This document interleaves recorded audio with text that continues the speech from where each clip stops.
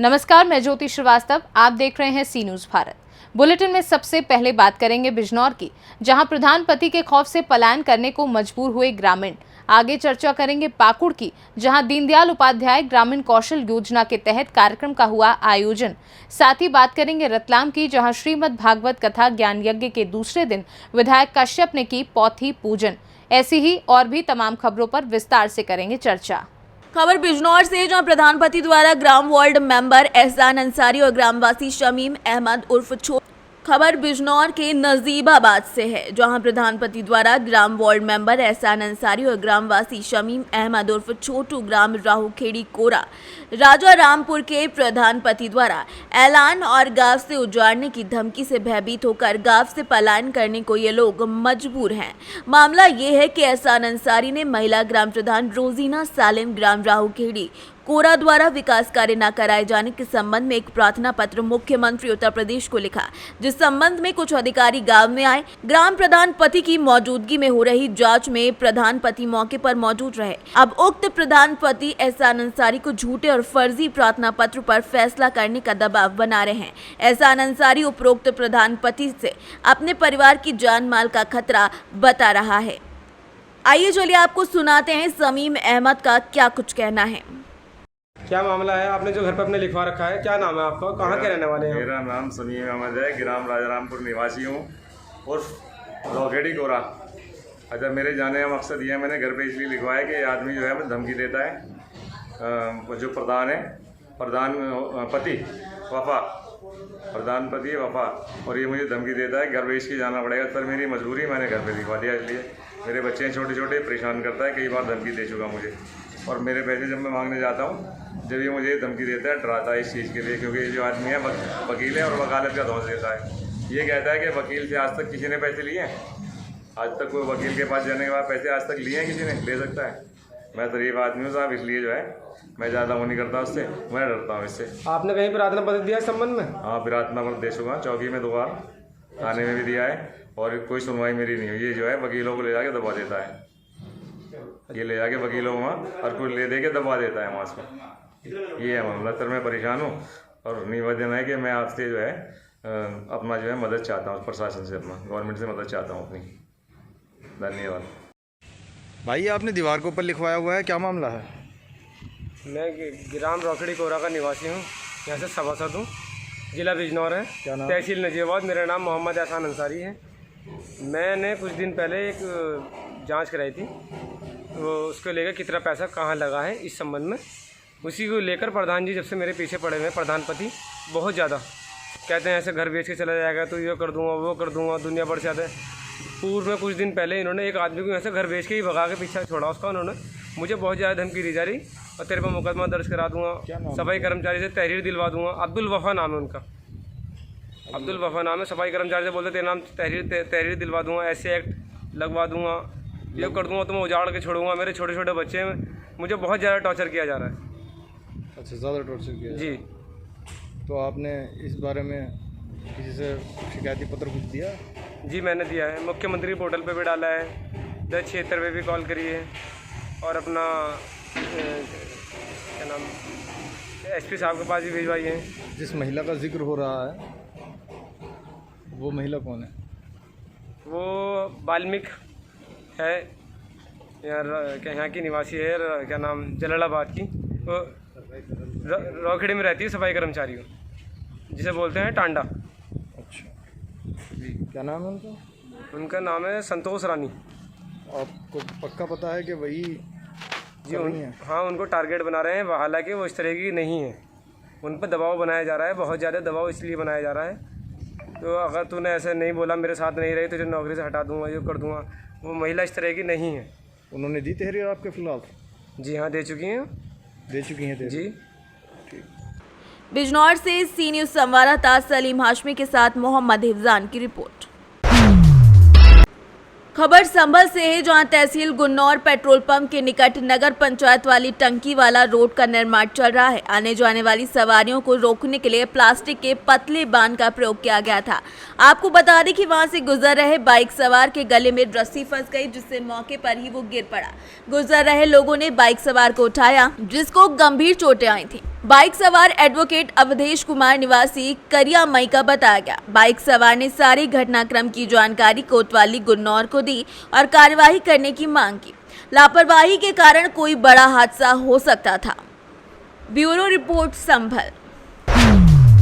खबर पाकुड़ से है, जहां पाकुड़िया प्रखंड क्षेत्र की राजबाड़ी गांव में कुएं में सफाई के लिए उतरे दो मजदूर रजम हेब्रम और भीम टूडू कुएं में उतरकर ऑक्सीजन न मिलने के कारण मूर्छित हो गए।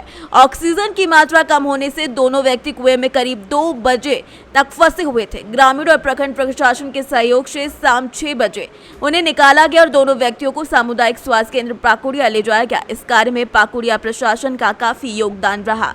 कैसे क्या हुआ सर? क्या 2 बजे ग्राम प्रधान के द्वारा सूचना मिला कि एक यहाँ कुआं है, यहाँ के ग्रामीण अंदर घुसे बेहोश होकर अंदर गिर गए। एक नीचे से निकालने के लिए सहयोग के लिए एक आदमी और घुसे, उनके पड़ोसी वो भी अंदर घुस गए। तो सूचना को पाकर हम लोग पुलिस बल को भेजे, डॉक्टर टीम, सीओ साहब, बीडीओ साहब सबको सूचना दिए, जिला मुख्यालय को भी सूचना दिए। उसके बाद हम लोग आकर यहाँ ऑक्सीजन अपने स्तर से ऑक्सीजन के। पाकुड़ से सी न्यूज संवाददाता मृत्युंजय कुमार की रिपोर्ट। खबर रतलाम से, जहां श्रीमद् भागवत कथा ज्ञान यज्ञ के दूसरे दिन बरबड़ स्थित विधायक सभागृह में महामंडलेश्वर स्वामी श्री चिदम्बरानंद सरस्वती जी महाराज के सानिध्य में विधायक कश्यप ने पौथी पूजन की। खबर रतलाम से, जहां कथा के दूसरे दिन महामंडलेश्वर ने कलयुग पर प्रकाश डालते हुए कहा कि इस युग में भी अच्छे लोग होते हैं। इस बात का साक्षात प्रमाण ये कथा है, जिसका आयोजन राजनीति सामाजिक क्षेत्र में सक्रिय रहने वाले विधायक चैतन्य कश्यप कथा करा रहे हैं। क्योंकि भागवत सुनना और भागवत कराना और आयोजन में भोजन के से लेकर सब प्रकार की चिंता करना, ये बड़े पुण्य लाभ, कई जन्मों के बड़े पुण्य जब उदय होते हैं तब ऐसा कोई अवसर प्राप्त होता है। और ऐसे कश्यप परिवार के लिए जोरदार तालियों से स्वागत करेंगे आदरणीय भैया जी के लिए। मैं आज 4 कथाओं में होके आ रहा हूँ महाराज जी। चारों में आज जो 3 बजे के बाद जिस प्रकार का वायुमंडल और जो प्रकृति ने जो उसमें आघात किया है, उससे सब जगह अस्त व्यस्त हुआ। लेकिन ये जो हम जिस परिसर में बैठे हैं, जो विधायक सभागृह है, ऐसा मैंने अभी तक इस क्षेत्र में कहीं नहीं देखा है जो समाज के लिए उपयोगी हो। और ये जो कथा निर्बाध जो चल रही है, कहीं न कहीं विधायक जी की दूरदृष्टिता का परिणाम है। और मैं धन्यवाद देता हूँ आपको कि निश्चित ही इस प्रकार के संकल्प ईश्वरीय संकल्प है और वो कहीं न कहीं समाज को दिशा निर्देशित देते हैं कि यदि सतयुग में राक्षस हो सकते हैं, यदि त्रेता में राक्षस हो सकते हैं, यदि द्वापर में राक्षस हो सकते हैं, तो कलयुग में महात्मा क्यों नहीं हो सकते, संत क्यों नहीं हो सकते, अच्छे लोग क्यों नहीं हो सकते। और कलयुग में भी अच्छे लोग होते हैं, इस बात का साक्षात प्रमाण ये कथा है कि जिसका आयोजन राजनीतिक क्षेत्र में, सामाजिक क्षेत्र में सक्रिय रहने वाले हमारे श्री चैतन्य कश्यप जो भैया जी के नाम से प्रसिद्ध है, वो कलयुग में ही इस मंडप में कथा का आयोजन कर रहे हैं। देर से समझ में, ताली बजाना चाहिए। अच्छे काम को प्रोत्साहित नहीं करेंगे तो फिर अच्छा काम दूसरा कोई कैसे करेगा। रतलाम से सी न्यूज संवाददाता हुसैन की रिपोर्ट। खबर पाकुड़ से है, जहां दीनदयाल उपाध्याय ग्रामीण कौशल योजना के तहत कार्यक्रम का आयोजन सूचना भवन परिसर के समक्ष किया गया। आयोजित कार्यक्रम में ग्रामीण विकास विभाग के मंत्री आलमगीर आलम ने शिरकत की। ग्रामीण विकास मंत्री आलमगीर आलम, परिषद अध्यक्ष, उपायुक्त, उप विकास आयुक्त ने संयुक्त रूप से दीप प्रज्वलित कर कार्यक्रम का शुभारंभ किया। कार्यक्रम के तहत पाकुड़ राइजिंग का इनॉग्रेशन किया गया। कार्यक्रम का मुख्य उद्देश्य ग्रामीण क्षेत्र के लोगों को रोजगार देना है।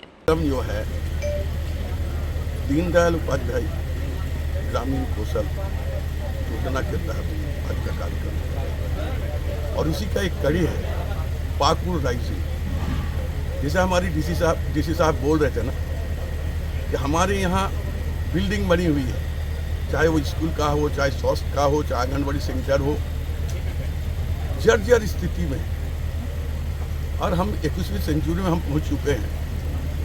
और वही चट्टा बट्टा मुझे लगता है कहीं ना कहीं इसको सुधार की जरूरत आवश्यकता है।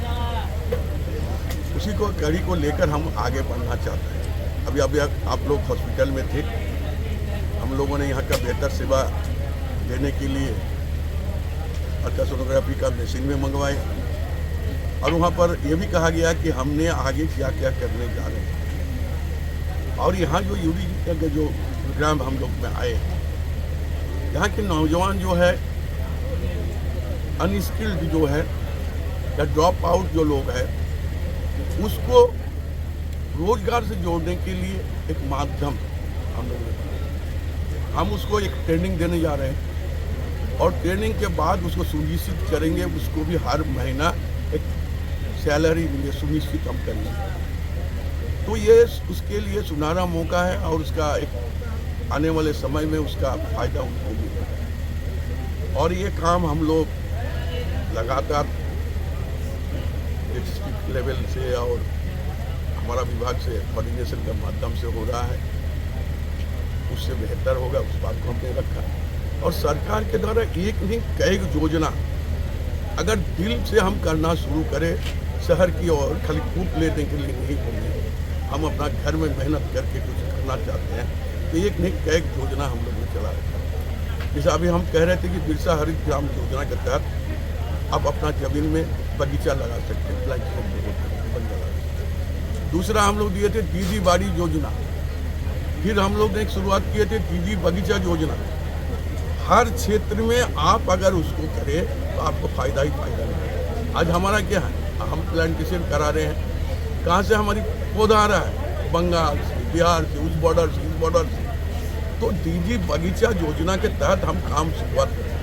इसीलिए सभी महिला वर्ग जो है और जो भी है उसको रुचि लेना चाहिए कि अगर ये पौधा अगर बंगाल से आ रहा है तो क्यों नहीं हम अपना धरती में अपने गांव में बनाकर हम ये ब्लॉक में इस जिला में हम खुद तो ये जो है इंस्पायरेशन उसको हमको कराना है, वो काम करते हैं। हम देखते हैं।